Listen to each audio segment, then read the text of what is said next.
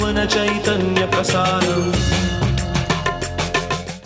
నమస్కారం, మన ధర్మం కార్యక్రమానికి స్వాగతం. ఇవాళ మన ధర్మం కార్యక్రమంలో మన ధర్మ సందేహాలను నివృత్తి చేసేందుకు మనతో పాటు ఉన్నారు ప్రముఖ ఆధ్యాత్మికవేత్త బ్రహ్మశ్రీ గడ్డమనుగు రామకృష్ణమూర్తి గారు. గురుగారు నమస్కారం. శ్రీమాత్రే నమః. గురుగారు, ద్వాదశ జ్యోతిర్లింగాలలో గ్రిష్ణేశ్వరికి చాలా ప్రత్యేకత ఉంది. ఈ గ్రిష్ణేశ్వర లింగం ఎలా ఆవిర్భవించింది? దేవగిరి పట్టణంలో సుధర్ముడు అనేటువంటి బ్రాహ్మణోత్తముడు ఉండేవాడు. నిత్య నైమిత్తిక కర్మలన్నింటినీ క్రమం తప్పకుండా ఆచరిస్తూ ఉండేవాడు. ఆయన భార్య పేరు సుదేహ. వారిద్దరికీ సంతానం కలగలేదు. ప్రతినిత్యము భార్య బాధపడుతుండటం చూసి సుధర్ముడు అన్నాడు, పిల్లల వల్ల సంతోషం కలుగుతుంది అనుకోవటం మిథ్య. ధృతరాష్ట్రుడికి 100 మంది కొడుకులున్నారు. కానీ అవసాన దశలో భీముడి చేత మాటలు పడి అరణ్యానికి వెళ్ళి ప్రాణాలు వదలాల్సి వచ్చింది. పాండవుల యొక్క 5 పుత్రులు అశ్వత్థామ యొక్క ఖడ్గఘాతానికి గురి మరణించారు. కనుక భగవంతుడు ఏది ప్రసాదిస్తే దాన్నే వరంగా భావించి జీవిద్దాం, పిల్లల గురించి ఆలోచించవద్దు అని ఎంత చెప్పినా ఆమె వినలేదు. తన చెల్లెలైన కృష్ణను సుధర్ముడికిచ్చి వివాహం చేసింది. ముగ్గురు ప్రతినిత్యము శివారాధన చేస్తూ ఉండేవారు. కృష్ణకు శివభక్తి చాలా ఎక్కువ. 101 పార్థివలింగాలను ప్రతినిత్యము పూజించి ఇంటి పక్కనే ఉన్న సరోవరంలో వాటిని నిమజ్జనం చేస్తూ ఉండేది. ఇలా నిత్యము శివారాధన చేసిన పుణ్యాన కృష్ణ కడుపు పండింది. ముగ్గురు చాలా సంతోషించారు. ఒక కుమారుడు జన్మించాడు. ఆ కుమారుణ్ణి సుదేహ అల్లారు ముద్దుగా పెంచసాగింది. కానీ సంతానం కలిగిన తరువాత కృష్ణ యొక్క ప్రాధాన్యత ఇంటిలో పెరగటం ఆమె సహించలేకపోయింది. యుక్త వయస్సు వచ్చిన తరువాత ఆ పిల్లవాడికి వివాహం చేశారు. వివాహ సమయంలో కూడా ప్రాధాన్యత అంతా కృష్ణదే. గమనించిన సుదేహ ఈర్ష్యతో కుతకుతలాడింది. నిద్రిస్తున్నటువంటి ఆ పిల్లవాడిని గొడ్డలితో నరికి ముక్కలు ముక్కలుగా చేసి మూట కట్టి ఏ సరోవరంలోనైతే శివలింగాలన్నింటినీ ప్రతినిత్యము అర్చన చేసి పడవేసేవారో దానిలో పడేసింది. ఉదయాన్నే కోడలు రక్తసిక్తమైన పక్కను చూచి తన అత్తగారైన కృష్ణకు విషయాన్ని తెలియజేసింది. శివపూజ చేస్తున్నటువంటి కృష్ణ శివుడిచ్చాడు, శివుడు తీసుకున్నాడు, మనం ఎందుకు బాధపడాలి, శివపూజ చేద్దాం రా అంటూ ఆహ్వానించింది కోడలని కూడా. పూజ అయిన తరువాత ఆ 101 పార్థివలింగాలను తీసుకొని సరోవరానికి వెళుతున్న సమయంలో వాటిని నిమజ్జనం చేస్తూ నీటి మీద తేలుతున్న కుమారుడి యొక్క శరీర భాగాలను గమనించింది. అయినా ఇది శివలీల, నేనెందుకు బాధపడాలి అనుకుంది. ఆ తల్లి యొక్క అద్భుతమైన భక్తిని చూసి శివుడు పరవశించి ఆ కుమారుడికి ప్రాణదానం చేశాడు. మాంసపు ముక్కలన్నీ అతుక్కొని సజీవుడైన కుమారుడు కృష్ణ దగ్గరకు వచ్చి, అమ్మా నన్ను పెద్దమ్మే చంపేసింది అంటే, నాన్న అలా అనకూడదు, ఆమె తల్లి, ఏది చేసినా అదంతా శివలీలే, అలా భావించి శివారాధన చేసుకో అంటూ కుమారుడికి బుద్ధి చెప్పింది. ఇదంతా గమనిస్తున్న శివుడు అపరిమితమైన ఆ కృష్ణ భక్తికి పరవశించిపోయి ఆమె ముందు ప్రత్యక్షమయ్యి, నా శూలంతో ఆ సుదేహను అంతం చేస్తాను, ఏమంటావు అని ప్రశ్నించాడు. వద్దు శివ, నీ ఔదార్యం, నీ మాహత్యం ప్రపంచానికి ఆమె ద్వారానే తెలిసింది. మరణించిన నా కుమారుడు నీ ఆరాధన చేసిన కారణంగా సజీవుడై నా కళ్ళ ముందుకు వచ్చాడు. ఇప్పుడు ఆమెను మనం శిక్షించాలా, లేక నీ మహత్యాన్ని ప్రపంచానికి చాటి చెప్పినందుకు కీర్తించాలా అని ఎదురు ప్రశ్న వేసింది. ఆ కృష్ణ భక్తికి సంతోషించిన శివుడు ఏదైనా వరం కోరుకోమన్నాడు. వరం కోరుకోమన్నావు కాబట్టి నా మనసులో మాట చెప్తున్నాను, ఈ నీటిలోనే నువ్వు ఆవిర్భవించి అందరినీ కరుణించు అంటే తథాస్తు అంటూ ఇక్కడ నా పేరు శివుడు పరమశివుడు కాదు, కృష్ణేశ్వరుడు అంటూ అక్కడికి వచ్చిన భక్తులంతా కృష్ణను తలచుకున్న తరువాతనే నాకు నమస్కరించాలి అంటూ నియమాన్ని పెట్టాడు. అలా శివభక్తికి నిలువెత్తు నిదర్శనం, శివుని కరుణకు ప్రత్యక్ష రుజువు కృష్ణేశ్వరలింగం. గురుగారు, యుగాంతం అంటే ప్రపంచం అంతా కూడా జలమయం అయిపోవడం అని అంటారు కదా. మరి ద్వాపర కాలం నాటి ద్వారక, అలాగే త్రేతాయుగ నాటి అయోధ్య, వీటి తాలూకు చిహ్నాలు కనపడుతున్నాయని అంటున్నారు. ఇదెలా? వ్యక్తావ్యక్తమిదం న కించిదభవత్ ప్రాకృత ప్రక్షయే మాయాయాం గుణసామ్య రుద్ధ వికృతౌ త్వయా గతాయాలయం నో మృత్యుంచ తథామృతంచ సమభు నో నరాత్రే స్థితిః తత్రైకత్వమశిష్యథా కిల పరానంద ప్రకాశాత్మనా అంటూ నారాయణీయంలో ప్రళయకాల పరిస్థితిని వర్ణించాడు. ప్రపంచమంతా జలమయమయ్యేది యుగాంతంలో కాదు, ప్రళయకాలంలో, కల్పాంతంలో. కల్పానికి యుగానికి తేడా ఏమిటి అంటే 4 యుగాలు కలిస్తే ఒక చతుర్యుగం, 71 చతుర్యుగాలు గడిస్తే ఒక మన్వంతరం, 14 మన్వంతరాలు గడిస్తే ఒక కల్పం. ఇలాంటి కల్పాలు 2 అయితే బ్రహ్మదేవుడికి ఒక రోజు. ఇలాంటి రోజులు 365 అయితే ఆయనకు ఒక సంవత్సరం. ఇలాంటి సంవత్సరాలు 100 అయితే ఆయన ఆయు ప్రమాణం ముగిసి ఇంకొక బ్రహ్మదేవుడు వస్తాడు. కల్పాంతంలో అంతా ప్రపంచమంతా జలమయమవుతుంది. యుగాంతంలో ఏ దినమున వైకుంఠుడు మేదినిపై దాల్చినట్టి మేను వదలినాడా దినమున అశుభ ప్రతిపాదకమగు కలియుగంబు ప్రాప్తం వయ్యన్ అని భాగవతంలో కలియుగం ఎప్పుడు ప్రారంభమైందో చెప్పడం జరిగింది. అంతకుముందు ద్వాపరయుగం. ద్వాపరయుగంలో కృష్ణ పరమాత్మ ధర్మ సంరక్షణ చేస్తే కలియుగంలో ఆ బాధ్యత వాంగ్మయ రూపంలో ఉన్న భాగవతం స్వీకరించింది. భాగవతమే శ్రీకృష్ణుడు కనుక యుగం నుంచి యుగం మారుతూ ధర్మం మారుతూ ఉంటుంది. తప శౌచం దయా సత్యం ఇది ధర్మా కృతే కృతాః అధర్మాంశో త్రయో భగ్నః స్మర సంగ మదైస్తవా అని భాగవతంలో 4 పాదాలతో నడిచే ధర్మము యుగం గడుస్తున్న కొద్దీ ఒక్కొక్క అంగాన్ని కోల్పోయి కలియుగంలో సత్యమనే ఒకే ఒక్క అంగం మీద కాలు మీద నిలబడి ఉంటుంది. కలియుగంలో ఎవరు నిజం చెబుతున్నారండి అన్న ఆలోచన సందేహం కలగటం సహజమే. దురుక్తే కలిమాధత్తే అని కలి లక్షణం చెప్పారు. అంటే కఠినంగా మాట్లాడటం, అబద్ధాలు చెప్పటం కలి లక్షణం. సత్యం మాట్లాడుతున్న వాళ్ళ యొక్క ప్రాణం తీయటం, అవస్థలు పెట్టడం అతని లక్షణం. ఆ కలి పెట్టేటువంటి బాధల నుంచి బయటపడాలి అంటే కృష్ణుడి పాదాలు పట్టుకోవాలి. అందుకే భాగవతాన్ని అధ్యయనం చేయాలి. ఇలా ద్వాపరంలో ఉన్న ద్వారక ఈనాడు సముద్ర గర్భంలో కనపడుతోంది అన్న, రామచంద్రమూర్తి చిహ్నాలు శ్రీలంకలో సీతమ్మ వారు ఉన్నటువంటి అశోకవనం కనపడుతోందన్న సహజమే, సత్యమే.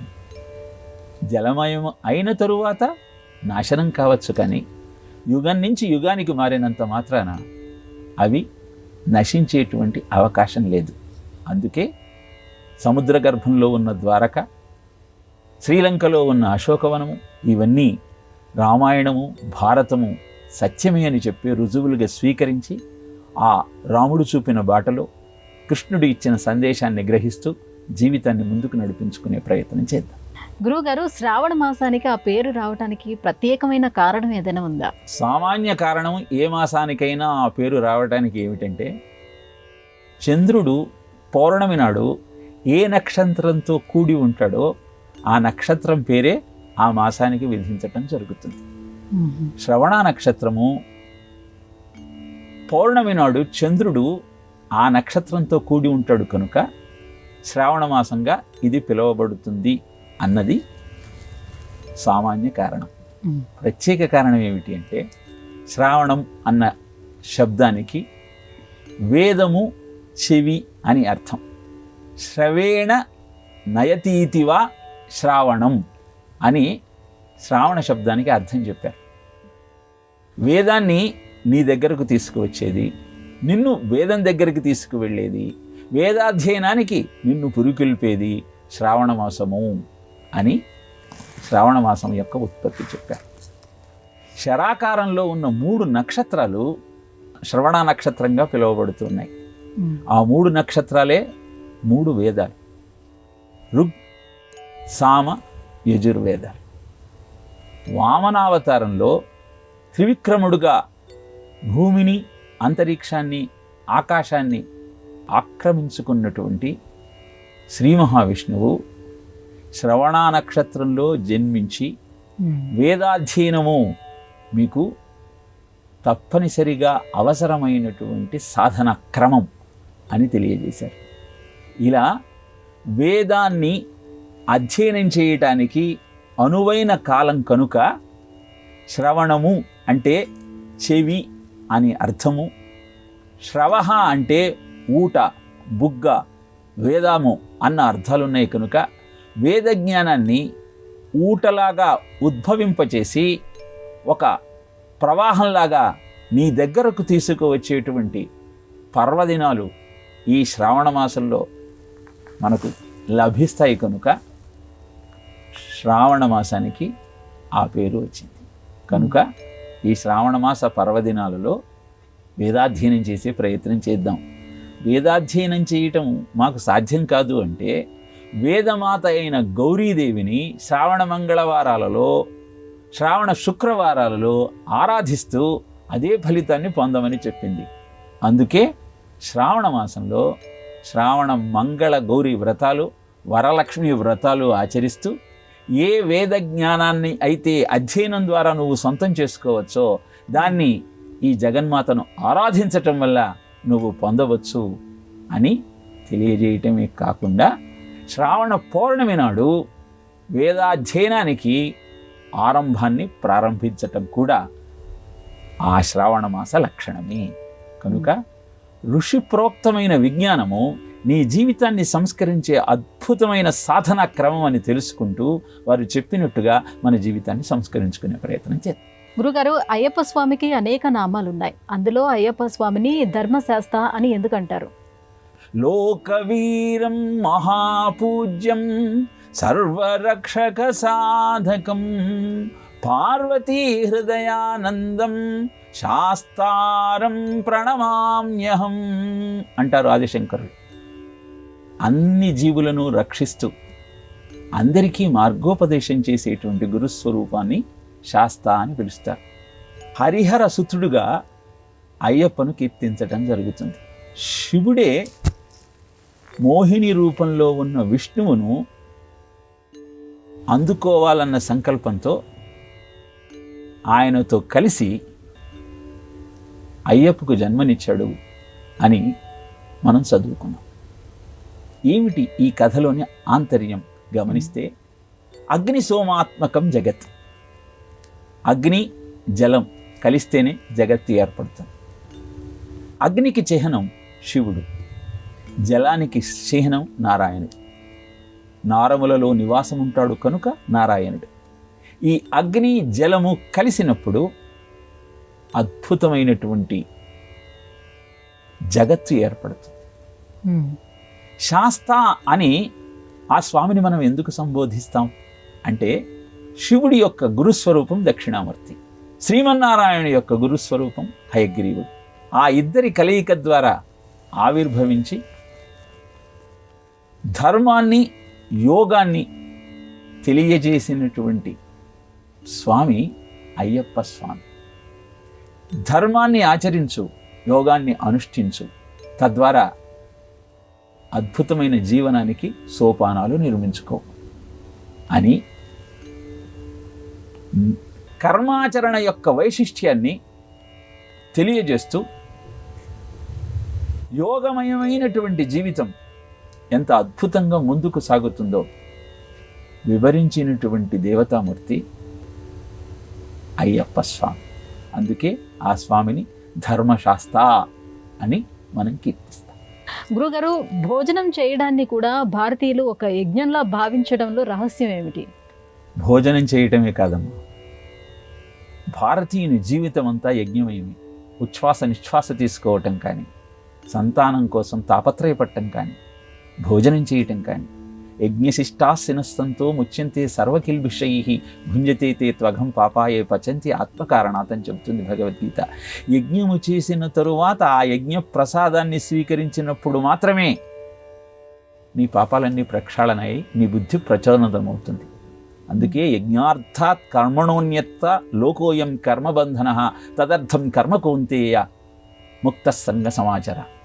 యజ్ఞంగా జీవితాన్ని గడుపు. అలా చేస్తే కర్మలేవి నీకు బంధంగా మారవు అని భగవద్గీత తెలియజేస్తుంది. మరి మనకు శక్తిని ఇచ్చి మన బుద్ధిని ప్రచోదనం చేసి సక్రమమైన మార్గంలో మనను నడిపించటానికి అవసరమైన శక్తి ఆహారంగా మనం స్వీకరిస్తున్నప్పుడు ఆ భోజనాన్ని అహం వైశ్వానరో భూత్వా ప్రాణినాం దేహమాశ్రితః ప్రాణాపాన సమాయుక్త పచామ్యన్నం చతుర్విధమని భగవద్గీతలో పరమాత్మ తెలియజేశాడు.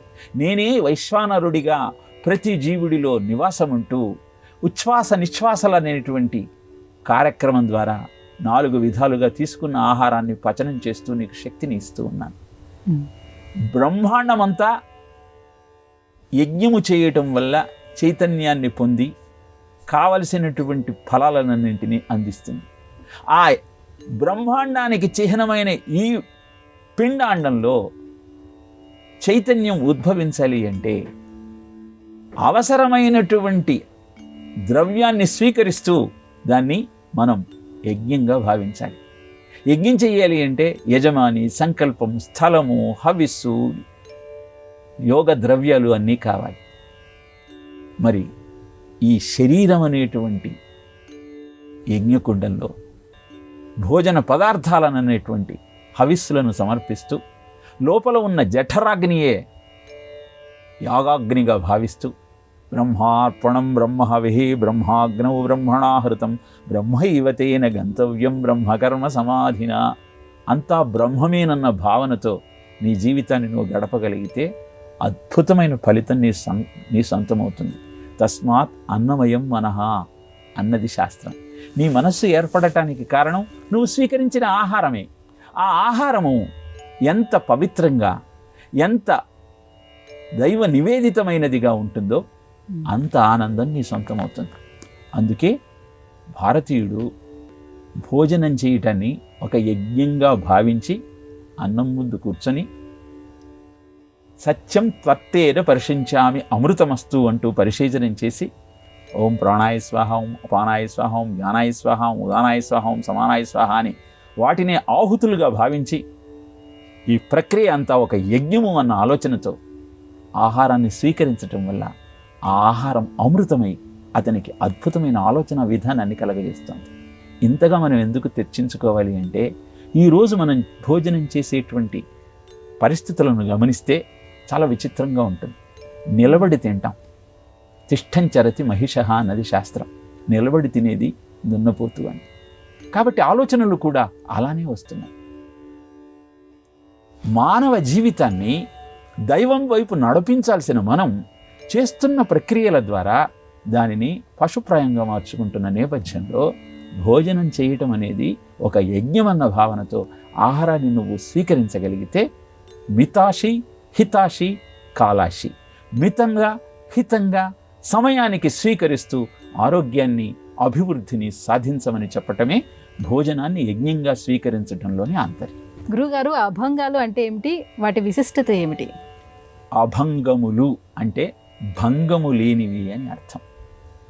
తుకారాం, నామదేవ్ ఈ అభంగాలను రచించి అద్భుతమైన భక్తిభావాన్ని ప్రజలలో విస్తరింపజేశారు.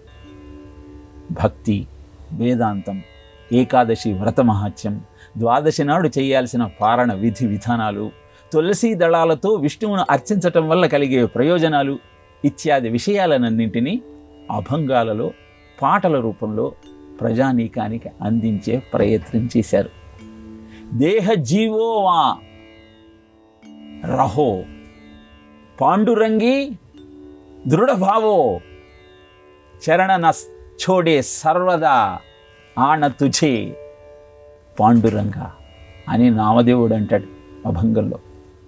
ప్రాణం ఉండని పోని, నీ పాదాలైతే నేను వదలను, ఒట్టేసి మరీ చెబుతున్నాను అంటూ నిరంతరము భగవత్ సేవలో మనం ఉండగలిగితే అద్భుతమైన ఆనందం మన సొంతమవుతుంది. తుకారాం తాను రచించిన అభంగాలలో భక్తులకు భగవంతుడు ఎలా కరుణ ద్వారా సమస్యలను పరిష్కరిస్తాడో తెలియజేశాడు. నరసింహ మెహతా బ్యాంకుకు వెళ్ళి చెక్కును మార్చుకోలేక అవస్థపడుతున్న సమయంలో పాండురంగడే వెళ్ళి చెక్కు మార్చి ఆ ధనం తీసుకువచ్చి నరసింహ మెహతాకి ఇచ్చాడట. వ్యవసాయదారుడు పొలానికి వెళ్ళి పనులు చేసుకోవటం కోసం శక్తి లేక చతికల్వాడు కూర్చుంటే పాండురంగడే వెళ్ళి పొలం పనులన్నీ చేసి వచ్చాట. మీరాబాయికి విషమిచ్చి తాగమంటే ఆమె ఆలోచిస్తున్న సమయంలో పాండురంగడే వచ్చి దాన్ని స్వీకరించాడట.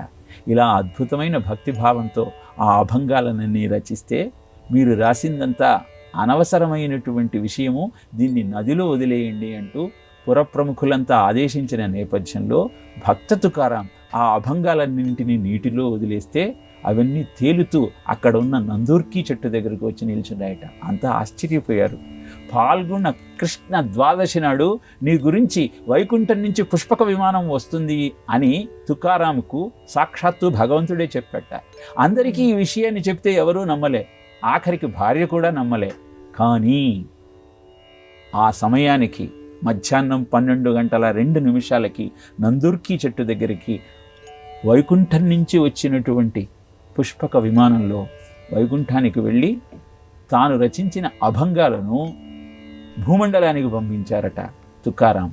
ఎలా నమ్మాలి అంటే ఇప్పటికీ ఆ ముహూర్తంలో 12:02 ఆ నందూర్కి చెట్టు కంపిస్తుంది. ఆనాడు పుష్పక విమానం పైకి ఎగిరినప్పుడు ఎలా అది కంపించిందో ఇప్పటికీ మనం ఆ ముహూర్తానికి అక్కడ ఉంటే అద్భుతమైన ఈ దృశ్యం చూడగలగం. భారతి బంగరు ముంగిట భగవంతుడే పారాడెను, ఋషి సంతతి గొంతు విప్పి రుక్కులు చక్కగా పాడెను.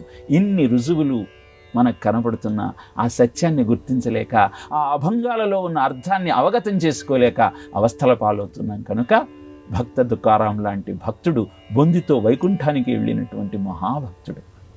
అలాంటి మహాభక్తుడి యొక్క ఉపదేశాలను, వారు అందించిన సందేశాన్ని అందుకుంటూ జీవితాన్ని అద్భుతంగా గడుపుకునే ప్రయత్నం చేద్దాం. గురుగారు, ఇవాటి మన ధర్మం కార్యక్రమంలో మాకు వచ్చినటువంటి ఈ ధర్మ సందేహాలన్నీ కూడా నివృత్తి చేసినందుకు ధన్యవాదాలండి. కృష్ణ అర్పణం. ఇది ఇవాళ మన ధర్మం కార్యక్రమం. రేపటి మన ధర్మం కార్యక్రమంలో మళ్ళీ కలుసుకుందాం. నమస్కారం. ఈ కార్యక్రమాన్ని తిరిగి చూడాలనుకుంటే www.youtube.com/ETV Life Spiritual లో చూడవచ్చు.